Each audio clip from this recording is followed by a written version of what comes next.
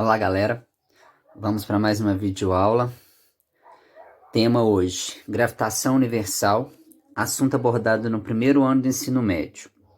Tá, o que é essa gravitação universal, galera? É a parte da física que estuda o movimento dos astros celestes. Então a gente vai entender como que acontece o movimento dos planetas, tá? Que tipo de trajetórias que eles fazem, o cálculo que eles chegaram, quanto tempo, período, quanto tempo gasta um planeta para dar a volta ao redor do Sol.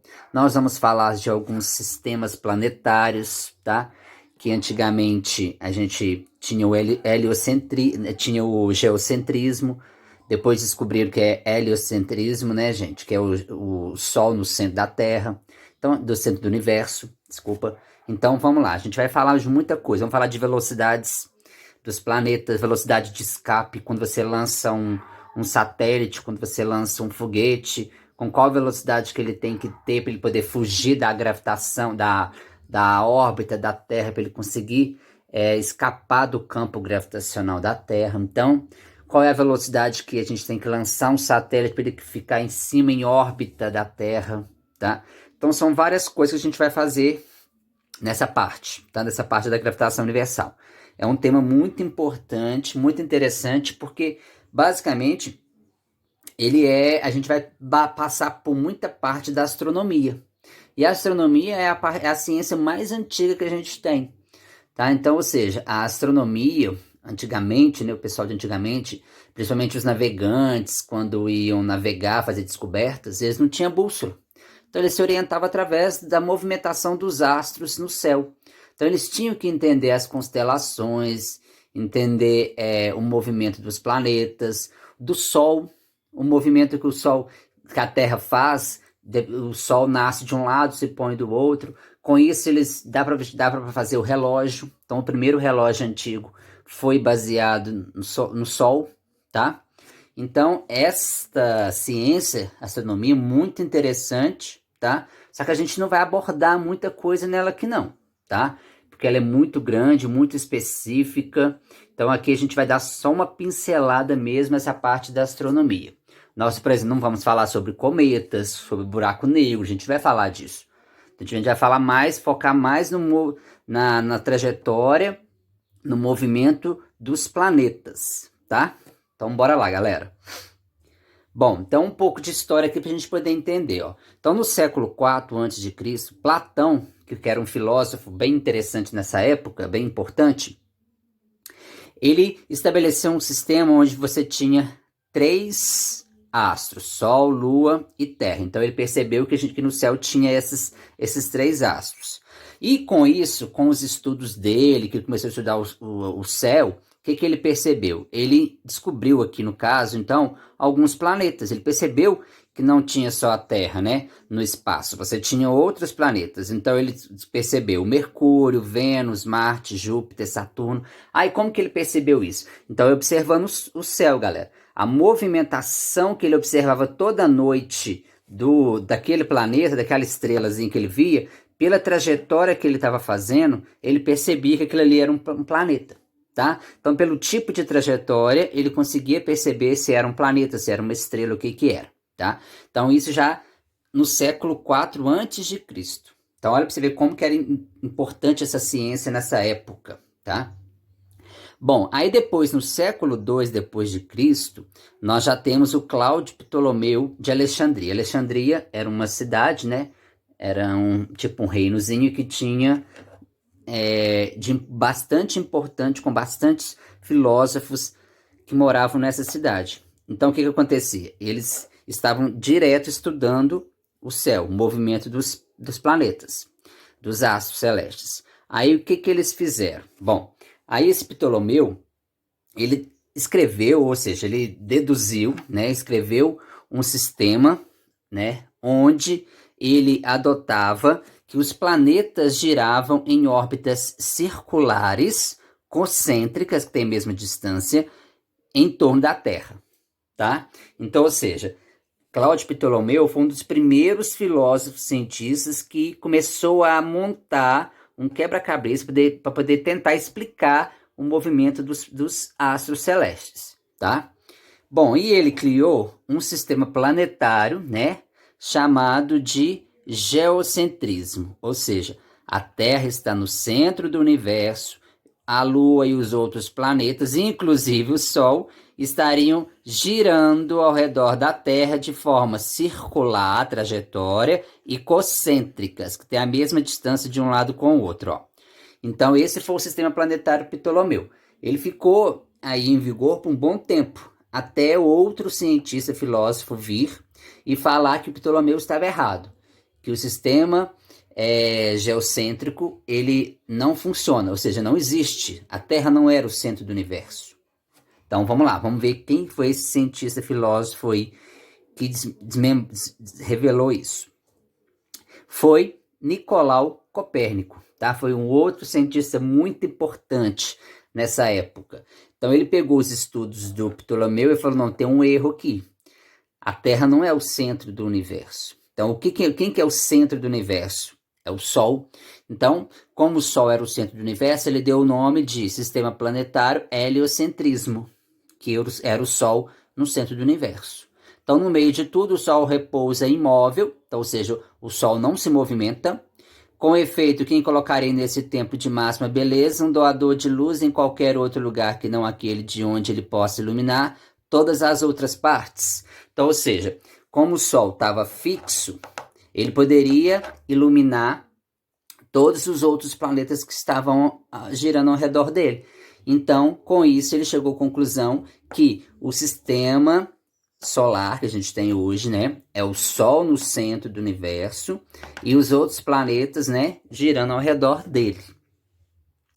Então, esse foi o sistema que ficou mais correto, que é o correto que prevalece até hoje, tá? Aí depois de Nicolau Copérnico, né, teve também, galera, o Galileu. Galileu também ajudou esse Nicolau Copérnico a entender esse sistema aí. E depois do Galileu, vai vir esse outro cientista aqui, ó, tá? Jonas Kepler, tá? Então depois, ó, olha a sequência, Ptolomeu, depois veio o Nicolau Copérnico junto com o Galileu Galilei, tá?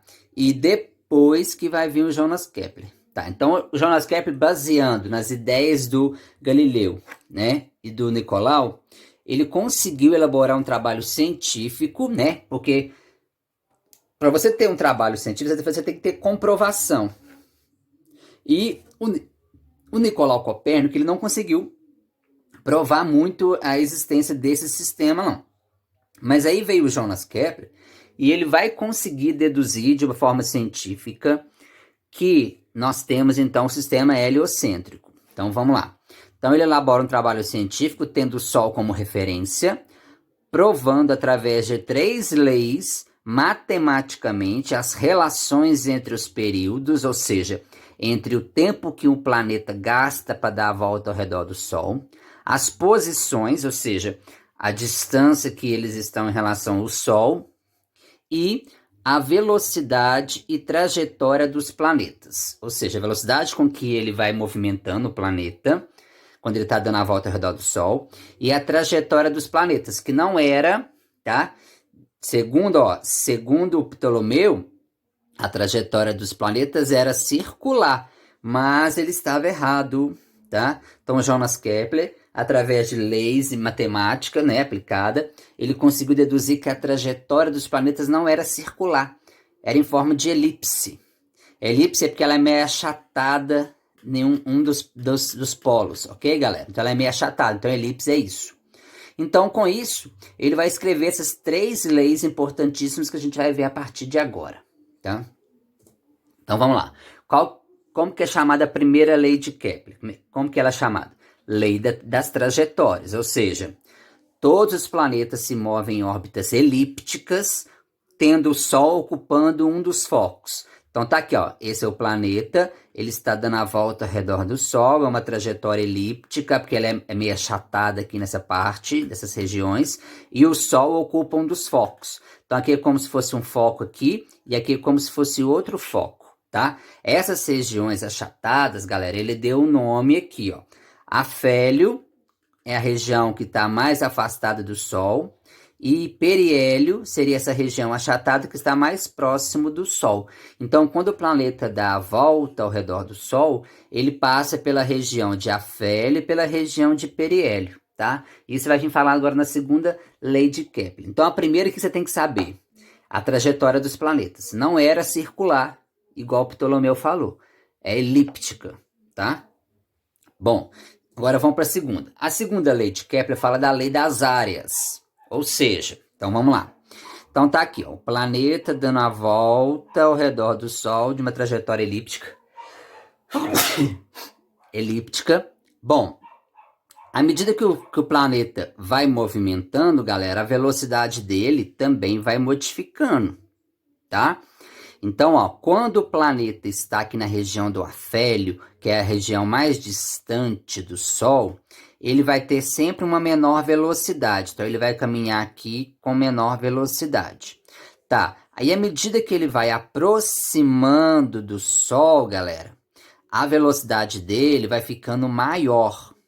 Isso, galera, é por causa de atração gravitacional, que a gente vai ver mais para frente. Tá? Isaac Newton também teve uma contribuição muito boa nessa parte aí que a gente vai ver, tá, galera? Bom, então você tem que saber, quando o planeta está na região do afélio, ele tem menor velocidade. Quando o planeta está na região do periélio, ele vai ter uma maior velocidade. Tá, e o que que ele fez aqui? Ele coloriu essas regiões aqui, ó, essas áreas aqui ao redor, durante a trajetória do planeta, e o que que ele percebeu? Ele percebeu que essas áreas, elas são iguais. Então, se a gente fosse calcular essa área aqui, ela é igual a essa. Você vai falar assim, mas essa aqui é mais comprida. Sim, mas ela é mais estreita. Essa aqui é mais larga um pouquinho, tá vendo? Então, uma coisa compensa a outra. Então, ou seja, esta área vai ter a mesma medida desta, que vai ter a mesma medida desta. Então, o que ele deduziu? Que o planeta, então, ele varre áreas iguais. Então, ou seja, o planeta vai percorrer essa área no mesmo tempo que ele percorre essa área, no mesmo tempo que ele percorre essa área.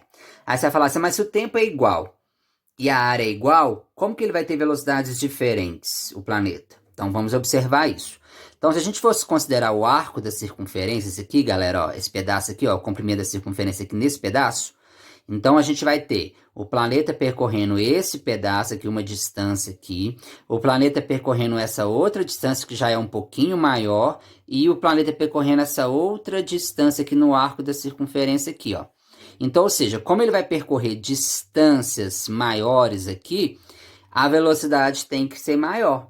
Então, ou seja, ó, quando ele está andando aqui, ó, um arco um comprimento de circunferência aqui, num arco de circunferência menor, ele vai ter menor velocidade. Aí aumenta um pouquinho o arco de circunferência aqui, ó, ele já vai ter que aumentar a velocidade dele para poder gastar o mesmo tempo que ele andou aqui, o mesmo tempo que ele andou ali. Então, ele tem que aumentar a velocidade, senão não tem como. Aí quando ele chega aqui, ó, quando o planeta chega mais perto do Sol, como que o arco de circunferência aqui agora é muito maior, então, para poder gastar o mesmo tempo para andar aqui que gastou para aqui, ele vai ter que andar com a velocidade maior. Ué. Então, por isso que faz sentido. Então, você tem que saber na segunda lei de Kepler o seguinte, que o planeta percorre áreas iguais, no mesmo intervalo de tempo, mas ele percorre arco de circunferências diferentes, e quanto maior esse arco de circunferência, maior a velocidade dele, tá? Traduzindo, você fica mais fácil de você perceber. Quando o planeta está no afélio, ele vai ter sempre menor velocidade, e quando ele está caminhando para o periélio, que é essa região, ele vai aumentar a sua velocidade. Tá, e quando ele está vindo do periélio para o afélio, aí a velocidade dele vai diminuir, tá? Então é isso. Do afélio para o periélio, a velocidade aumenta, e do periélio para o afélio, a velocidade diminui. Tá, galera? Bom, agora vamos para um exemplo clássico aqui, ó. A figura ilustra o movimento de um planeta em torno do Sol. Aí ele te deu a área 1, área 3, área 2. O planeta está vindo aqui, ó, para o periélio. Se os tempos gastos para os planetas se deslocar de A para B, ó, o planeta vindo de A para B, de C para D e depois de E para F são iguais, então essas áreas A1, A2 e A3, elas têm que ser o quê, galera? Ó, iguais. Então, se ele vai percorrer no mesmo intervalo de tempo esses pedaços aqui, ó, é porque as áreas são iguais. Então, de acordo com a segunda lei de Kepler, né? Quando o planeta percorre áreas com o mesmo intervalo de tempo, é porque essas áreas são iguais. Tem que ser iguais. É lógico que a velocidade vai ser diferente, mas ele não falou nada de velocidade aqui. Você está te perguntando sobre as áreas. Então é a letra A, que é a correta. Bom, agora um outro. Considere que o esboço do elipse abaixo representa a trajetória de um planeta em torno do Sol, que se encontra em um dos focos. Então o Sol está aqui em um dos focos, o planeta está aqui, depois o planeta vem para cá. Tá. Aí o planeta está movimentando, ó. Aí em cada trecho o planeta é representado o ponto médio de trajetória naquele trecho, ok. As áreas sombreadas são todas iguais, então tem mesma área, tá? Então vai gastar o mesmo tempo de percorrer esse arco de circunferência, mas com velocidades diferentes. É o que vai te perguntar aqui, ó. As áreas sombreadas são todas iguais e os vetores, né? V1, V2, V3 e V4 representam as velocidades do planeta nesses pontos. Aí ele vai falar, considerando as leis de Kepler, o que é correto afirmar? Então vamos lá. Primeira, os tempos necessários de percorrer cada um dos trechos sombreados é igual? Sim, de acordo com a segunda lei, ele gasta o mesmo tempo a percorrer essas áreas aqui, ó, tá? 2. O módulo da velocidade V1 é menor do que o módulo da velocidade V2. Não, falso. Como o V1, o planeta está mais próximo do Sol, ele está no periélio. Então, no periélio, a velocidade é sempre maior. Então, a 2 está falsa. 4. No trecho de GH, aqui ó, GH, a aceleração tangencial do planeta tem o mesmo sentido de sua velocidade? Claro, por quê, galera? De G para H, ele está indo próximo do Sol. Então, ele tem que aumentar a velocidade. Se ele tem que aumentar a velocidade, a aceleração tangencial tem que estar no mesmo sentido da velocidade. Porque se fosse no sentido contrário, ele estaria reduzindo a velocidade, né? Então, reduzindo a velocidade seria nessa parte aqui de baixo, ó. Então, por isso que a 4 é verdadeira. Agora, vamos lá, no trecho CD. No trecho CD, a aceleração tangencial do planeta tem sentido contrário de sua velocidade? Claro, porque ele tem que reduzir a velocidade quando ele passa por essa região aqui para baixo para chegar para o afélio. Então, para reduzir a velocidade nesse ponto, a aceleração tem que ser sentido contrário para poder reduzir a velocidade. Então, o 8 está certo, tá? E o 16, ó, os modos da velocidade, V1, V2, V3 e V4, né, V3 só, seguem essa relação, ou seja, a velocidade do planeta no ponto 1 aqui é maior do que no ponto 2, que é maior no ponto 3, correto? Tá? Então, as corretas são essas aí, só a 2 que não. Bom, com base nos seus conhecimentos acerca da primeira lei de Kepler, assinar a alternativa correta. Então, vamos lá, ó. Vamos ler todas que a gente poder tirar as dúvidas. A velocidade de translação de um planeta que orbita o Sol é sempre constante? Ou seja, o planeta sempre vai dar a mesma volta com a mesma velocidade? A gente acabou de ver que as velocidades do planeta ficam diferentes dependendo da região que ele está. B. A razão entre o quadrado e o período orbital. Isso aqui, galera, tá falando da terceira lei de Kepler que a gente ainda vai estudar. Próximo slide. Então, a letra B não pode ser que está te perguntando sobre a primeira lei de Kepler. Letra C, então. A órbita dos planetas em torno do Sol é elíptica e tem o Sol como em um dos seus focos. Isso. Esta é a primeira lei de Kepler. Que os planetas dão uma volta ao redor do Sol de forma trajetória elíptica e o Sol ocupa um dos focos. Bom, agora a gente vai falar da terceira lei de Kepler, galera. O que ele escreveu, o que ele queria quando ele escreveu essa terceira lei de Kepler? Ele queria encontrar, galera, quanto tempo gasta um planeta para dar a volta ao redor do Sol. E ele chamou esse tempo de período.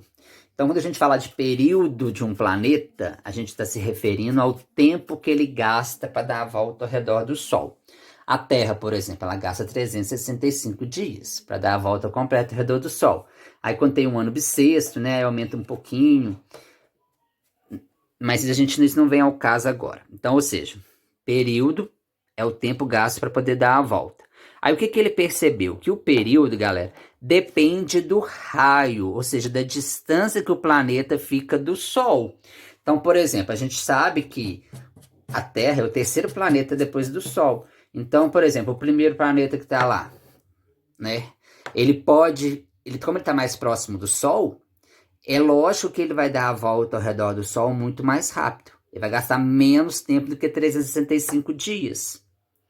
Aí o planeta que é o quarto, o quinto, em relação à distância com o Sol. Então quer dizer que esses planetas demoram mais tempo, mais que 365 dias? Sim.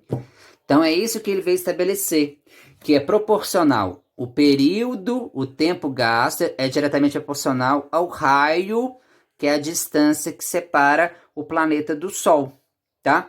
Aí quando você divide essa proporção de tempo com raio, você encontra o K. Esse K é como se fosse uma constante de proporcionalidade. Então, olha lá. Para todos os planetas, o quadrado de seu período de revolução é diretamente proporcional ao cubo do raio médio de sua órbita. Então, a gente vai usar essa fórmula assim, ó, quando a gente for comparar, por exemplo. Dá para comparar, como eu sei que o tempo que a Terra gasta 365 dias, se eu colocar 365 dias aqui, a distância da Terra ao Sol, dá para comparar com o tempo, dá para descobrir o tempo de outro planeta. Se eu souber a distância do planeta em relação ao Sol, dá para descobrir então quanto tempo ele gasta. Então foi isso que ele fez. Tá? Então ele sempre vai igualar essas duas equações, por quê? Ele sempre vai traduzir essa equação para um planeta que você conhece e essa aqui para o planeta que você não conhece, que você vai descobrir o período dele, quanto tempo ele gasta para dar a volta. Então vamos ver um exemplo com números que fica mais fácil a gente poder entender isso. Tá, aqui primeiro, aqui já tem pra gente o período, ó. Aqui já está tudo calculado pra gente, porque a massa, já tem a massa da Terra, tem o período da Terra, que é de 1 ano, 365,2 dias. Tem até o da Lua aqui, galera. Ó, a Lua gasta 27,3 dias. Aí você fala, mas a gente não vê a Lua, né? Ela não gasta nem um mês para dar a volta ao redor da Terra? Gente, mas aí é questão de aproximação, né? Então é quase 30 dias, olha lá, como a gente pode ver. Aí a gente tem a massa do Sol, nós temos a massa da Lua. Então a gente já conhece algumas informações importantes. Então aqui, essa tabelinha mostra pra gente, ó, o planeta, a massa dele e o período que ele gasta, quantos anos terrestres ele gasta para dar a volta ao redor do Sol. Então vamos entender aqui, ó. Vamos pegar a Terra primeiro. Então a Terra, ó, ela gasta 1 ano terrestre para dar a volta ao redor do Sol. Tá. E o Mercúrio, que está mais próximo do Sol? Então, ele gasta 0,241, ou seja, é como se ele gasta menos de 1 ano, tá? 0,241 ano terrestre. Bom, e Vênus? Gasta 0,615, comparando com 1 ano terrestre, que é a Terra, galera. Marte, que já está depois da Terra em relação ao Sol, já vai gastar 1,8, quase o dobro, ou seja, quase 600, né? Quase o dobro de 365 dias, ó. Marte já gasta quase o dobro. Júpiter, ó, 11,8, ou seja, é como se pegasse o 365, multiplicasse por 11,8 e a gente descobrir quantos dias ia dar o tempo gasto para Júpiter dar a volta, para Saturno dar a volta, não, desculpa, Júpiter dar a volta ao redor do Sol. Então aqui a gente já tem isso tudo calculado, tá? Então a gente não precisa ficar entrando em detalhes. Aí você fala, você precisa decorar isso? Não, galera. Você só tem que saber o seguinte, se a Terra é o terceiro planeta distante do Sol, você tem que lembrar que Mercúrio e Vênus, que estão mais próximos do Sol, eles têm que gastar menos de 1 ano para dar a volta em torno do Sol. Tá, e os outros planetas que estão depois da Terra? Marte, Júpiter, Saturno. Então, aí esses planetas, como eles já estão depois da Terra, eles têm que gastar mais do que 1 ano terrestre para dar a volta, tá? Aqui apareceu Plutão, galera, mas Plutão não é considerado mais planeta, viu, galera? Então, esses planetas Urano, Netuno e Plutão, galera, eles só foram descobertos depois da invenção do telescópio, tá? Sem o telescópio, eles não foram descobertos. Não dava para ver eles a olho nu assim, não. Então, com a invenção do telescópio, a gente conseguiu descobrir Urano, Netuno e Plutão. E hoje o Plutão já não é mais planeta porque ele é muito pequeno. Comparando as dimensões dele com os outros planetas, ele foi rebaixado. Então, ele não é mais planeta, é como se fosse uma estrela qualquer. Bom, vamos lá. Certo planeta A, que gira em torno do Sol, tem seu período orbital de 1 ano. Se o planeta B tem raio de órbita 3 vezes maior, ou seja, o planeta B está 3 vezes mais distante do Sol, comparando com o planeta A. Tá. Qual será o tempo necessário para que esse planeta complete uma volta em torno do Sol? Foi o que ele fez, olha lá. ele vai igualar essas duas equações aqui, vai igualar essas equações. Essa aqui vai ser para o planeta A e essa outra para o planeta B. Então lá, para o planeta A, você sabe que ele gasta 1 ano, ó. Ele tem um período orbital de 1 ano, então 1 ao quadrado. O raio dele, a gente não sabe, coloca RA ao cubo, a gente não sabe. O período do planeta B é o que está procurando, lá, ó. TB ao quadrado. E o raio do planeta B é 3 vezes do planeta A. Então é 3 vezes o RA. Corta aqui o RA, ó. Aí vai ficar 9, 3 ao quadrado, ó. 3 ao quadrado, ó. 3 ao cubo, dá 27. Então, aí 27 é RA ao cubo. Aí você vai cortar o RA ao cubo com RA ao cubo, vai sobrar 27 aqui, TB ao quadrado lá em cima, 1 ao quadrado ali, sobra 1 aqui de baixo. Você vai multiplicar em cruz, então vai ficar, aqui ele nem corta, ele vai cortar no final, ó. Ele já multiplicou em cruz já direto. 27 é RA ao cubo sobre RA ao cubo. Cortou RA ao cubo com RA ao cubo, então TB é raiz quadrada, porque aqui é T ao quadrado, tem que tirar a raiz quadrada de 27. Então, ou seja, aproximadamente 5,2 anos. Então, ou seja, enquanto o planeta A gasta 1 ano para dar uma volta, o planeta B gasta 5,2 anos para dar a volta completa ao redor do Sol. Ok, galera?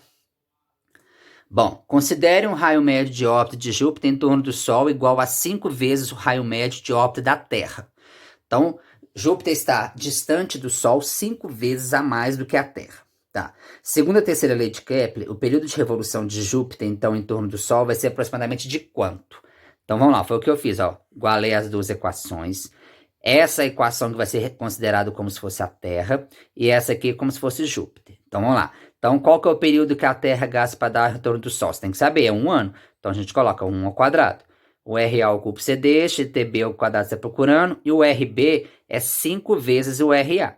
Então, ficou 1 sobre RA ao cubo, aí aqui, repeti aqui em cima, peguei o 5, elevei ao cubo, dá 125, peguei o RA ao cubo, dá RA ao cubo. Cortei o RA ao cubo, o RA ao cubo, multipliquei em cruz, ou seja, TB vai ser igual a raiz de 125, que vai dar aproximadamente 11,1 anos. Então, esse é o tempo que Júpiter gasta para dar uma volta completa em relação ao Sol.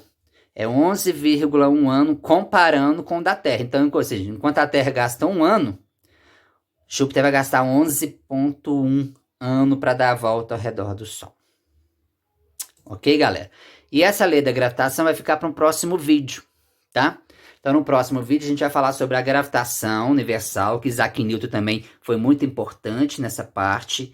Nós vamos falar de velocidade de órbita, velocidade de escape. Vamos falar também sobre como calcular a gravidade, como que eles chegaram à conclusão que a gravidade da Terra é tanto.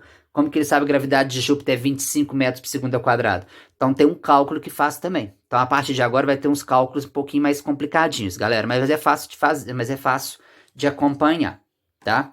Então, até a próxima aula.